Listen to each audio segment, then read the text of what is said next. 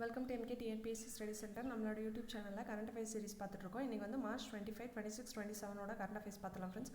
வீடியோக்குள்ளே போகிறதுக்கு முன்னாடி சேனலை சப்ஸ்கிரைப் பண்ணாதவங்க பண்ணிக்கோங்க. ஸோ ஃபஸ்ட்டு கரண்ட் அஃபேர் என்னென்னு பார்த்தலாம். ரயில் நிலையங்களில் மானிய விலையில் பாரத் அரிசி கோதுமை மாவு விற்பனை அப்படின்னு சொல்லிட்டு பார்த்தலாம். ஸோ இது வந்து இதுக்கு முன்னாடி வந்து இதே பிராண்ட் நேமில், அதாவது பாரத் அரிசி, பாரத் கோதுமை, பாரத் ஆட்டா அப்படின்லாம் வித்துட்டு இருந்தாங்க.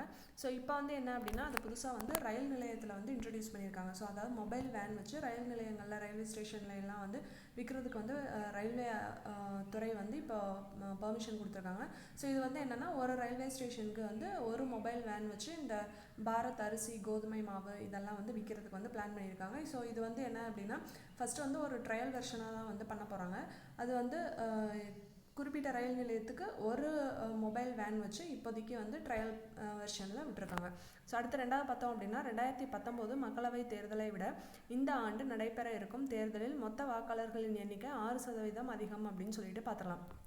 ஸோ நமக்கு வந்து 18 வயசுக்கு மேலே ஆயிடுச்சு அப்படின்னா எல்லாருக்குமே ஓட்டுரிமை உண்டு அப்படின்னு சொல்லிட்டு நமக்கு தெரியும். ஸோ அந்த லாஸ்ட் இயர் 2019 கம்பேர் பண்ணுறப்போ இந்த வருஷம் வந்து இப்போ நடக்க போகிற தேர்தலில் கம்பேர் பண்ணுறப்போ 6% வந்து வாக்காளர்களுடைய எண்ணிக்கை வந்து அதிகமாக இருக்குது அப்படின்னு சொல்லிட்டு சொல்லப்படுது. ஸோ அடுத்து மூணாவது பார்த்தோம் அப்படின்னா, முதல் முறையாக 85 வயதுக்கும் மேற்பட்டோர் 40% அளவுக்கு உடல் உறுப்புகள் செயல்படாத மாற்றுத்திறனாளிகள் ஆகியோர் வீட்டிலிருந்து வாக்களிக்க ஏற்பாடுகள் செய்யப்பட்டுள்ளன அப்படின்னு சொல்லிட்டு பார்த்தலாம். ஸோ இதில் முக்கியமான விஷயம் என்ன அப்படின்னா, எத்தனை வயசுக்கு மேலேன்னு பார்த்தோம் அப்படின்னா 85 வயசுக்கு மேலே இருக்கிறவங்க, அதுக்கப்புறம் வந்து 40%, அதாவது 40% அளவுக்கு உடல் உறுப்புகள் வந்து செயல்படாத மாற்றுத்திறனாளிகளுக்காக இந்த திட்டத்தை வந்து இப்போ தேர்தல் ஆணையம் வந்து கொண்டுட்டு வந்திருக்காங்க அப்படின்னு பார்த்தலாம். ஸோ அடுத்து நாலாவது பார்த்தோம் அப்படின்னா, நிலவில் சந்திரயான் 3 தரை இறங்கிய இடத்துக்கு சிவசக்தி என பெயரிட்டதற்கு சர்வதேச வானியல் சங்கம் வந்து ஒப்புதல் அளிச்சிருக்கு அப்படின்னு சொல்லிட்டு நமக்கு தெரியும்.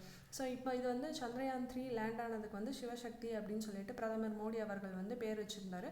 ஸோ அந்த பேரை வந்து சர்வதேச வானியல் சங்கம் வந்து ஒப்புதல் அளிச்சிருக்காங்க, சரி அப்ரூவ் பண்ணியிருக்காங்க அப்படின்னு சொல்லிட்டு பார்க்கலாம். ஸோ அடுத்து அஞ்சாவது வந்து என்ன அப்படின்னா, சமுத்திர பிரஹாரி. ஸோ சமுத்திர அப்படின்னா, சமுத்திரம்னாவே வந்து கடல் அப்படின்னு சொல்லிட்டு நமக்கு தெரியும். ஸோ இந்த சமுத்திர பிரஹாரினா என்ன அப்படின்னு சொல்லிட்டு பார்த்தோம் அப்படின்னா, இந்திய கடலோர காவல் படையின் அது மாசு கட்டுப்பாட்டு கப்பல். ஸோ இது ஒரு கப்பல் அப்படின்னு சொல்லிட்டு பார்த்தோம்னா, ஸோ இது வந்து இந்திய நாடுடையது. ஸோ அது வந்து பேர்லேருந்தே நம்ம தெரிஞ்சுக்கலாம். சமுத்திர பிரஹாரி, சமுத்திர அப்படின்னாவே நம்ம இந்தியன்ஸ் யூஸ் பண்ணுற வேர்டு மாதிரி இருக்குது. ஸோ அதனால் வந்து இந்திய கடலோர காவல் படையின் மாசு கட்டுப்பாட்டு கப்பல் தான் இது.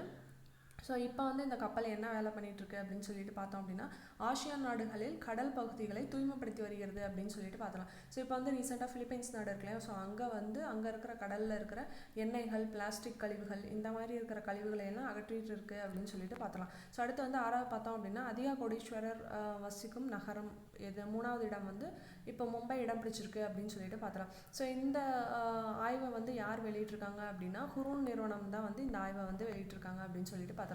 அதிக கோடீஸ்வரர்கள் வசிக்கும் நகரம் 3ஆம் இடம் பிடித்தது மும்பை. ஸோ அடுத்து வந்து 7வது பார்த்தோம் அப்படின்னா, வேர்ல்டு எபிலெப்சி அவேர்னஸ் டே என்னைக்கு அப்படின்னா மார்ச் 26 அப்படின்னு சொல்லிட்டு பார்த்தலாம். ஸோ இந்த வலிப்பு நோயெல்லாம் வரும் இல்லையா, ஸோ அதை பற்றி ஒரு விழிப்புணர்வை கொண்டுட்டு வரணும் அப்படின்னு தான் இந்த மார்ச் 26 வந்து வச்சுருக்காங்க. ஸோ அடுத்து வந்து 8வது பார்த்தோம் அப்படின்னா, பயோமெட்ரிக் வசதியுடன் கூடிய முதல் ஸ்மார்ட் துப்பாக்கியை அமெரிக்கா அறிமுகம் செய்தது.